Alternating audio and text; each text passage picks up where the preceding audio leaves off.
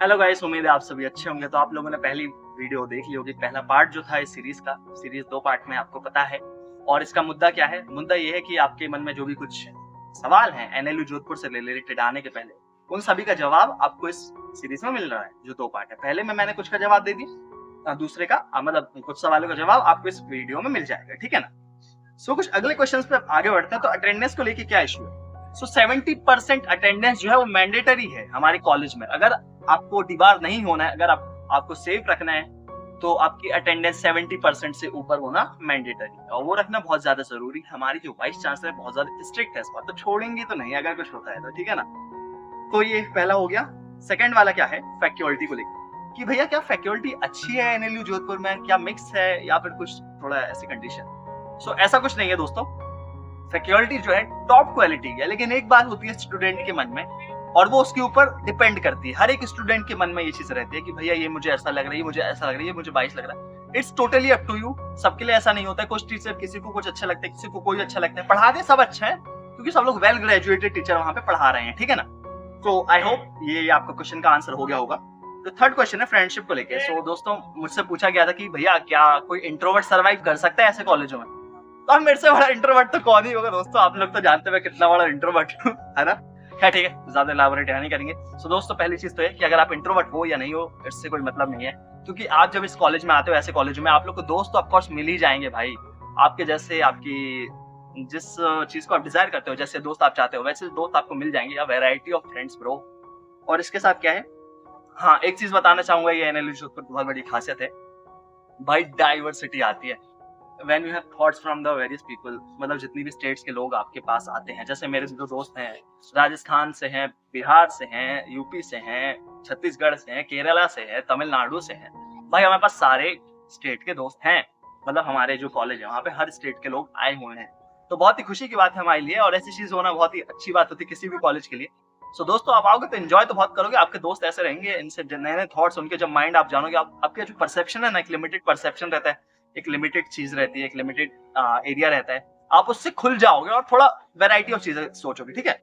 तो ये हो गया। और तीसरा भैया, काउंसलिंग में क्या होता है? तो काउंसलिंग जब आप आते हो तो आपकी काउंसलिंग होती है। काउंसलिंग के पहले क्या होता है, आपको सबको एक साथ बैठना रहता है वहां पे। फिर आपको अलॉटमेंट किया जाता है, आपके रूम अलॉट होते हैं, आप कहाँ रहने वाले हो, कौन से हॉस्टल में कौन सा रूम नंबर होगा, ठीक है ना।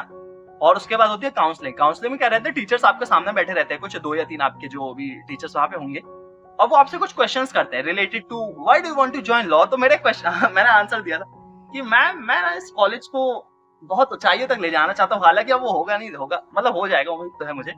और इसके अलावा मेरे मुझे बहुत ज्यादा हंसी आ रही है इस चीज को लेकर कि मेरा एक दोस्त है, मैम ने और सर ने उससे भी पूछा था why are you joining this college, why do you want to join NLUJ, why not any other college. तो उसका आंसर था ma'am let it be a surprise. अब सरप्राइज सुनते हम लोग को अभी इतना अच्छा लगता है। मेरे को ये चीज बीच में पता चली थी फर्स्ट सेमेस्टर में, बहुत मजा आई थी भाई क्लास में, सबको बहुत मजा आई थी।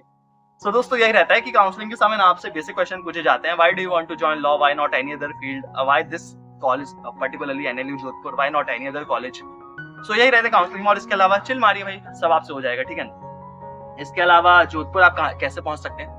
तो यार आपकी सिटी के ऊपर डिपेंड करता है। जोधपुर आप सभी को पता होगा कि टियर 1 सिटी नहीं है, टियर 2 सिटी है, तो डायरेक्ट कनेक्टिविटी नहीं होती। जैसे कि मैं अगर जबलपुर मध्य प्रदेश से हूँ, तो मेरी जो है डायरेक्ट कनेक्टिविटी नहीं। अगर मेरे को फ्लाइट से जाना है तो मुझे दिल्ली जाना पड़ेगा या जयपुर जाना पड़ेगा, फिर मैं जोधपुर जाऊंगा। या फिर मुझे अगर ट्रेन से जाना है तो पहले मुझे भोपाल जाना पड़ेगा, जयपुर जाना पड़ेगा, उसके बाद मेरी कनेक्टिंग ट्रेन होगी ऑफकोर्स, ठीक है ना। और ऐसा सिर्फ हमारे साथ नहीं है, बहुत सी ऐसी सिटीज होंगी। और इसके अलावा बहुत सी सिटीज ऐसी होंगी जिनकी डायरेक्ट कनेक्टिविटी, जैसे दिल्ली की तो सबके साथ कनेक्टिविटी है ना, डायरेक्ट ट्रेन जाती है, डायरेक्ट फ्लाइट जाती है। सो ऑफ कोर्स आपके पास वहाँ पे एक जोधपुर एयरपोर्ट है, वहाँ पे रेलवे स्टेशन है, मेन सेटल जोधपुर जंक्शन है, रायका बाग पैलेस है। रायका बाग पैलेस जो है सब स्टेशन है जोधपुर जंक्शन का, ठीक है ना। वो 2 किलोमीटर का दूरी आ जाती है अगर आपको कॉलेज पहुंचना है, बट उतना ही पड़ता है, उसमें ज्यादा कुछ अंतर है नहीं। और इसके अलावा क्या था भैया, आप हमको क्या एडवाइस देना चाहेंगे? तो यार एडवाइस तो ये है कि यार देखो, ये टाइम जो है बहुत आपके लिए स्पेशल टाइम है। आप इस कॉलेज में एंटर हो रहे हैं, आप बहुत अच्छे कॉलेज आ रहे हैं, मैं आपको बताना चाहता हूँ पहली चीज तो। और दूसरी चीज ये कि ये टाइम लौट कर नहीं आएगा। तो जितना आप घूम सकते हो, जितना अपनी फैमिली के साथ एंजॉय कर सकते हो, जितना आपके दोस्तों के साथ घूम सकते हो, जितनी नई प्रकार की डिशेस ट्राई कर सकते हो भाई, सब कर लो। क्योंकि इसके बाद आप आओगे, नए दोस्त बनेंगे, ऑफकोर्स यहाँ भी आप बहुत कुछ ट्राई करोगे, लेकिन ऐसा फ्री टाइम आपको नहीं मिल पाएगा शायद से वापस। सो दोस्तों enjoy this time as much as you can, because time वापस नहीं आएगा। और इसके अलावा अगर फिर भी कुछ पढ़ना है तो 2-3 नॉवल पढ़ सकते हो, वो आपके मन पे डिपेंड करता है। बाकी तो मजे कीजिए दोस्तों, और उम्मीद है आपके सभी सवालों के जवाब मैंने दे दिए होंगे।